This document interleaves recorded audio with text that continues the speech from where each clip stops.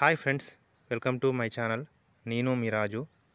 ఈరోజు మీకు ఒక అద్భుతమైన సన్నివేశాన్ని చూపించాలనుకుంటున్నాను.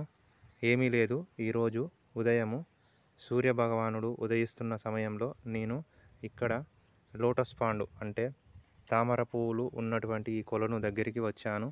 సూర్యభగవాను కిరణాలు అప్పుడే ఉదయించడం, సూర్యభగవానుడు ఉదయిస్తున్నాడు. ఈ చెట్టు వెనకాల సూర్యభగవాను కిరణాలు వస్తున్నాయి. ఈ సూర్యభగవాను కిరణాలు ఇప్పుడిప్పుడే ఈ నీటి కొలను లోపల ఉన్న ఈ తామర పూల పైన పడుతున్నాయి. తామర పూలు మొగ్గలుగా ఉన్న ఈ తామర పూలు సూర్యకిరణాలు పడేసరికి వికసించడము, పెద్దవిగా అవుతున్నాయి. సూర్యభగవాను కిరణాలు తేజస్సుతోని శక్తిని తీసుకొని, సూర్యభగవాను కిరణాల నుంచి శక్తిని తీసుకొని ఈ తామర పూలు వికసించడము చూస్తున్నాము. ఇది ఒక అద్భుతమైన విషయము. ఇది సృష్టి లోపల ఒక అద్భుతమైన విషయము. ఈ సృష్టి ఈ విధంగా జరగడానికి కారణము సూర్యభగవానుడు. అంటే సూర్యభగవానుని మన భారతీయ ప్రజలు ప్రత్యక్ష పరబ్రహ్మగా కూడా పూజిస్తూ ఉంటారు. అంటే పరబ్రహ్మను మనము కళ్ళతోని చూడలేము, కానీ సూర్యభగవాన్ని మన కళ్ళతోని చూడవచ్చును. అలాంటి సూర్యభగవాన్ని ప్రత్యక్ష పరబ్రహ్మ అని కూడా కీర్తించడం జరుగుతుంది, పూజించడం కూడా జరుగుతుంది. ఇప్పటికీ కూడా ఈ రోజులలో కూడా మన భారతదేశంలో సనాతన ధర్మాన్ని పాటిస్తున్న ప్రజలు ఉదయము, మధ్యాహ్నము, సాయంత్రం సమయంలో సూర్యభగవానునికి సూర్య నమస్కారాలు చేసి ఆరాధిస్తూ ఉంటారు. అసలు ఈ సృష్టి ఎక్కడి నుంచి జరుగుతున్నది, ఈ చెట్లు కానీ, మొక్కలు కానీ, పర్వతాలు కానీ, సృష్టి ఏ విధంగా జరుగుతున్నది, సృష్టిని ఎవరు ప్రారంభిస్తున్నారు, ఎవరు నడిపిస్తున్నారు, ఎవరు చివరికి అంతం చేస్తున్నారన్న విషయము మీకు చూపిస్తున్నాను. సృష్టిని మనకు ప్రారంభించేది బ్రహ్మదేవుడు. 4 ముఖాలు కలిగి ఉన్నటువంటి బ్రహ్మదేవుడు సృష్టిని ప్రారంభిస్తూ ఉంటాడు. అందుకే అతన్ని సృష్టికర్త అని అంటారు. ఆ సృష్టిని నడిపించడానికి విష్ణుమూర్తి సృష్టిని నడిపిస్తూ ఉంటాడు. అందుకే విష్ణువును సృష్టి పరిపాలకుడు అని కూడా అంటారు. మరి ఈ బ్రహ్మదేవుడు ఎక్కడి నుంచి వచ్చాడు అనేటువంటి కారణము మీకు ప్రశ్న అనేది ఉదయించడం జరుగుతుంది. బ్రహ్మదేవుడు ఎక్కడి నుంచి వచ్చాడు అనే దానికి సమాధానము విష్ణుమూర్తి నాభి కమలం నుంచి, తన నాభిలో ఉన్నటువంటి కమలం నుంచి బ్రహ్మదేవుడు జన్మించడం జరిగింది.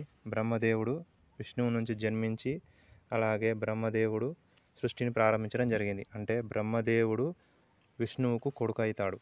విష్ణువు నుంచి బ్రహ్మదేవుడు వచ్చాడు కాబట్టి విష్ణువు తండ్రి, బ్రహ్మదేవుడు కొడుకు అవుతూ ఉంటాడు. అయితే మరి విష్ణువు ఏ విధంగా వచ్చాడు, విష్ణుమూర్తి ఏ విధంగా వచ్చాడంటే విష్ణుమూర్తి శివుని యొక్క ఎడమ భాగం నుంచి, శివుని తన ఎడమ భాగం నుంచి విష్ణువు వచ్చాడు. అంటే ఇంకా కొన్ని పురాణాలలో, భారతదేశంలో ఉన్న కొన్ని పురాణాలలో విష్ణువును స్త్రీ రూపంలో అంటే పార్వతీ రూపంలో శివుడు పెళ్లి చేసుకోవడం జరిగింది. దీని అర్థం ఏంటంటే విష్ణువు శివుని కొరకు తపస్సు చేశాడు. తపస్సు చేసిన సమయంలో శివుడు తన తపస్సుకు సంతోషించి తనకు భార్యగా స్వీకరించడానికి వరమిచ్చాడు. అందువలన విష్ణువే మరొక రూపంలో పార్వతిలాగా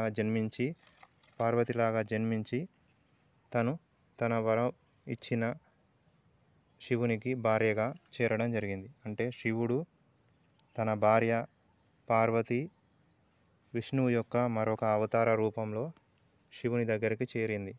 ఆ విధంగా విష్ణువు శివుని యొక్క ఎడమ భాగం నుంచి ఉద్భవించాడు. అలాగే మరొక రూపంలో, పార్వతి రూపంలో విష్ణువే పార్వతిలాగా జన్మించి శివుణ్ణి చేరడం జరిగింది. ఇది బ్రహ్మ, విష్ణు, మహేశ్వరుల రహస్యము. మరి సృష్టిని పరిపాలించడము విష్ణువు చేస్తున్నాడు. మరి అంతం చేయడము, ఆ కార్యక్రమం అంతా కూడా శివుడు చేస్తున్నాడు. శివుణ్ణి లయకారుడు అని అంటారు. ఈ ముగ్గురు కూడా బ్రహ్మ, విష్ణు, మహేశ్వరులు ముగ్గురు సృష్టి యొక్క 3 పనులు చేస్తున్నారు. సృష్టిని ప్రారంభించేది బ్రహ్మ, ప్రారంభించిన సృష్టిని పరిపాలించేది విష్ణువు, ఆ సృష్టిని అంతం చేసేది శివుడు. ఈ విధంగా ముగ్గురు 3 పనులు చేస్తున్నారు. మరి వీళ్లకు ఈ బాధ్యతలను ఎవరు ఒప్పగించారు, బాధ్యతలను ఎవరిచ్చారనే విషయము చాలామందికి అర్థం కాదు. ఈ ముగ్గురు కూడా బ్రహ్మ అయినా, విష్ణువు అయినా, శివుడైనా కూడా ధ్యానిస్తూ, కళ్ళు మూసుకొని ధ్యానిస్తూ ఒక అద్భుతమైన శక్తిని పూజిస్తూ ఉంటారు. ఆ అద్భుతమైన శక్తే పరబ్రహ్మ. ఆ పరబ్రహ్మకు రూపం ఉండదు, ఆకారం ఉండదు. ఆయన జ్యోతి స్వరూపం. ఆయనను ఆరాధిస్తూ ఉంటారు.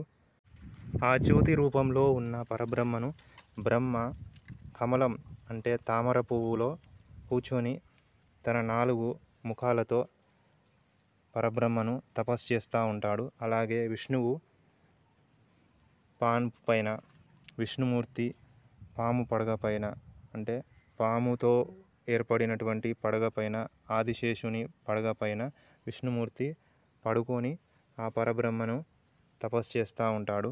అలాగే శివుడు తాను ధ్యానముద్రలో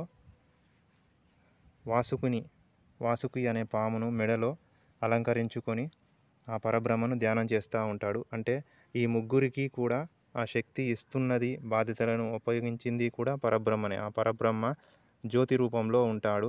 అంటే ఒక తేజస్సు రూపంలో మాత్రమే ఉంటాడు. ఆ పరబ్రహ్మకు ఆకారం ఉండదు. అలాంటి ఆకారము లేని జ్యోతి స్వరూపంలో ఉన్న పరబ్రహ్మను బ్రహ్మదేవుడు తపస్సు చేస్తూ సృష్టిని ప్రారంభిస్తూ ఉంటాడు. అలాగే విష్ణుమూర్తి ఆదిశేషు పైన పడుకొని ఆ పరబ్రహ్మను తపస్సు చేస్తూ తను సృష్టిని పరిపాలిస్తూ ఉంటాడు. అలాగే శివుడు ధ్యానముద్రలో వాసుకిని తన మెడలో ధరించి ఆ పరబ్రహ్మను ధ్యానిస్తూ తపస్సు చేస్తూ సృష్టిని అంతం చేస్తూ ఉంటాడు. సృష్టిని ప్రారంభించడం బ్రహ్మ, పరిపాలించడము విష్ణువు, అంతం చేయడము శివుడు. ఈ 3 కార్యక్రమాలు చేస్తూ ఉంటారు. ఈ 3 కార్యక్రమాలను చేసే ఆ శక్తి పరబ్రహ్మ. ఆ పరబ్రహ్మ శక్తిని తెలుసుకోవడానికి మన ప్రాచీన భారతదేశంలో మహర్షులు, ఋషులు, మునులు, పండితులు, యోగులు, తాపసికులు వీళ్ళందరూ కూడా తపస్సు చేసి అంటే ధ్యానముద్రలో తపస్సు చేసి ఆ పరబ్రహ్మను తెలుసుకోవడం జరిగింది. ఇదే భారతదేశంలో సనాతన ధర్మం చెప్పే ధర్మం. ఈ వీడియో చూస్తున్న ప్రేక్షకులకు నేను చెప్పాలనుకున్న విషయం ఒకటే. మన ప్రాచీన భారతదేశంలో ఋషులు, మునులు తపస్సులు చేసి ఎవరిని ధ్యానిస్తున్నారన్న విషయము పరబ్రహ్మను ధ్యానిస్తున్నారు. ఆ పరబ్రహ్మను ధ్యానించి ఆ పరబ్రహ్మ నుంచి బ్రహ్మ, విష్ణు, మహేశ్వరులు ముగ్గురు వచ్చారు. ఆ ముగ్గురు బ్రహ్మ సృష్టి ప్రారంభించడము, విష్ణువు సృష్టిని పరిపాలించడము, అలాగే శివుడు సృష్టిని అంతం చేయడం అన్న విషయాన్ని 3 పనులు చేస్తున్నారు. ఆ విధంగా తర్వాత కింది స్థాయిలో దేవతలు, తర్వాత స్థాయిలో రాక్షసులు, తర్వాత మనుషులు, ఈ విధంగా సృష్టి అనేది ఒకరి తర్వాత ఒకరు ముందుకు జరగడం జరిగింది. అంటే సృష్టి ప్రారంభము పరబ్రహ్మ నుంచి, జ్యోతి స్వరూపం నుంచి, తర్వాత బ్రహ్మ, విష్ణు, మహేశ్వరులు, ఆ తర్వాత దేవతలు, రాక్షసులు, ఆ తర్వాత మనుషులు, ఇంకా ఇతర జీవరాశులు, చెట్లు, సృష్టి అనేది ఈ విధంగా కొనసాగుతుంది. ఈ వీడియో నచ్చితే లైక్ చేసి షేర్ చేయండి.